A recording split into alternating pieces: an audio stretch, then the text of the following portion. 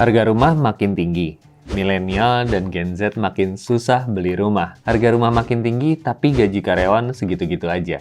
Bener nggak sih seperti itu? Masih perlu nggak untuk beli dan punya rumah sendiri?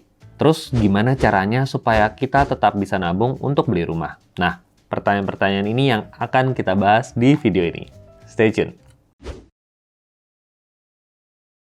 Hai guys, ketemu lagi dengan saya Johan di Finmedia. Channel khusus buat kamu kaum muda yang tertarik belajar lebih banyak soal perencanaan keuangan. Di video kali ini, kita akan bahas soal punya rumah untuk milenial dan Gen Z. Buat kamu yang udah punya pendapatan dan sudah mulai bisa nabung, pasti mulai kepikir untuk punya rumah sendiri. Biar gimana, punya rumah kan salah satu dari kebutuhan dasar manusia. Sandang, pangan, papan. Tapi apa papan di sini artinya kamu harus banget punya dan beli rumah? Kebutuhan dasar manusia papan itu artinya tempat tinggal. Kamu memang harus punya tempat tinggal, apalagi yang sudah punya penghasilan dan berkeluarga. Pasti pingin kan punya tempat tinggal sendiri dan hidup mandiri lepas dari orang tua? Tapi kalau kalian baru banget punya kerjaan dan masih punya prioritas keuangan lain, bisa kok nyicil untuk beli rumah sendiri itu dikesampingkan dulu. Karena sekarang ada banyak pilihan tempat tinggal tanpa kamu harus punya propertinya. Contohnya kamu bisa kontrak rumah atau sewa apartemen. Selain lebih terjangkau, kamu juga bisa pilih tempat yang ideal dan dekat dengan tempat kerja kamu. Ingat ya gens, bahwa waktu adalah uang. Apalagi hidup di kota seperti Jakarta yang macet di mana-mana. Kayaknya kalau kamu bisa menghemat banyak waktu perjalanan ke kantor, bisa-bisa kamu justru lebih produktif.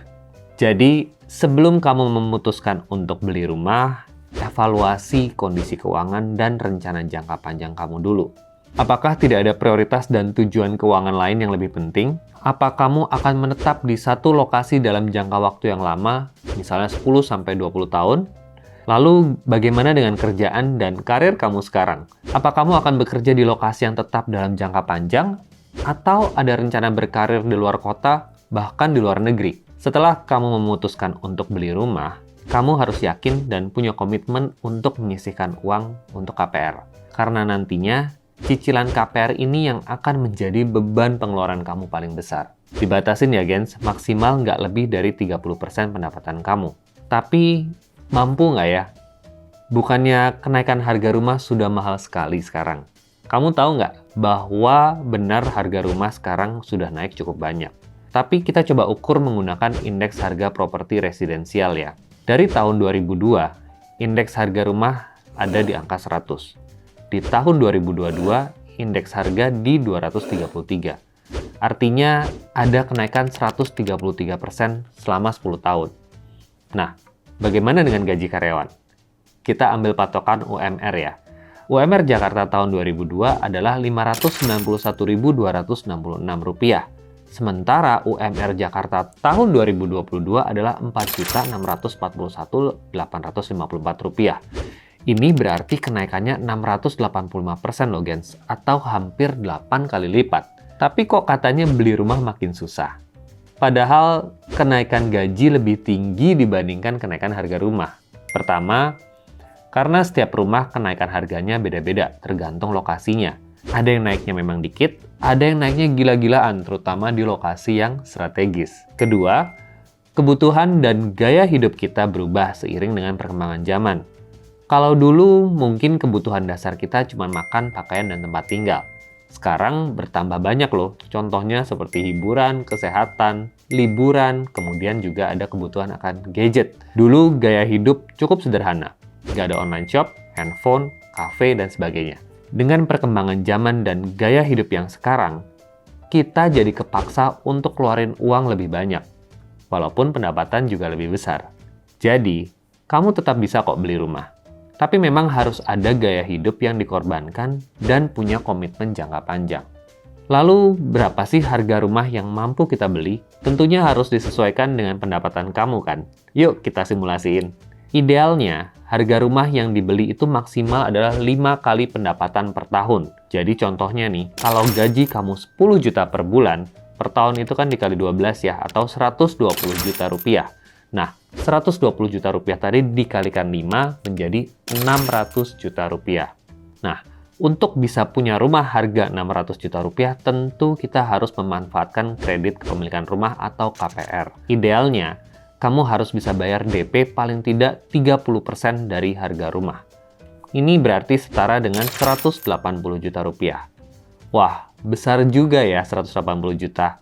Harus nabung berapa nih untuk bayar DP-nya aja? Kita coba pakai financial calculator. Linknya ada di sini ya. Misalnya kita mau nyicil DP selama 3 tahun atau 36 bulan. Dimasukkan ke instrumen pendapatan tetap, bisa di obligasi atau reksadana, yang besar imbal hasil per tahunnya kurang lebih 6% atau 0,5% per bulan. Maka besar dana yang harus kita sisihkan per bulan setelah angka-angka tadi dimasukkan ke kalkulator adalah sebesar 4,5 juta rupiah. Kalau kamu masih merasa terlalu berat, coba dipanjangin jangka waktunya jadi 4 atau 5 tahun. Kamu bisa cicil kurang lebih sebanyak 2,5 juta rupiah per bulan untuk jangka waktu 5 tahun. Nah, kalau sudah, coba hitung juga cicilan KPR yang harus kamu keluarkan setiap bulannya. Ingat ya, idealnya nggak lebih dari 30% pendapatan kamu. Kalau pendapatan kamu 10 juta rupiah per bulan, maka kamu bisa mengajukan cicilan KPR dengan tenor kurang lebih 20 tahun dengan beban cicilan 3 jutaan per bulan. Nanti, seiring berjalannya waktu, pendapatan kamu kan juga nanti akan naik. Kamu bisa lunasi beban KPR kamu dengan lebih cepat. Nah, secara kesimpulan, punya rumah saat ini buat kalian yang baru bekerja bukanlah suatu keharusan. Masih banyak keperluan dan prioritas keuangan yang perlu kalian pikirkan dan evaluasi juga. Tapi, kebutuhan akan tempat tinggal tentu tetap akan jadi kebutuhan dasar yang harus dipikirkan. Apakah kalian nanti memutuskan untuk membeli rumah dengan KPR atau sewa? Pada akhirnya, kamu harus menghitung dan merencanakan beban keuangan yang akan kamu keluarkan. Kalaupun kamu memutuskan untuk sewa atau kontrak rumah, mau berapa lama? Dan kalau tidak digunakan untuk KPR, tabungan kamu akan digunakan untuk apa? Semoga dengan video ini kamu jadi lebih sadar akan kebutuhan jangka panjang kamu dan bisa mempersiapkan masa depan kamu dengan lebih matang ya, gengs. Itu aja dari saya sekarang. Kalau kamu suka sama videonya, please like, share, dan subscribe buat yang belum. Sampai jumpa di edisi selanjutnya dan salam investasi.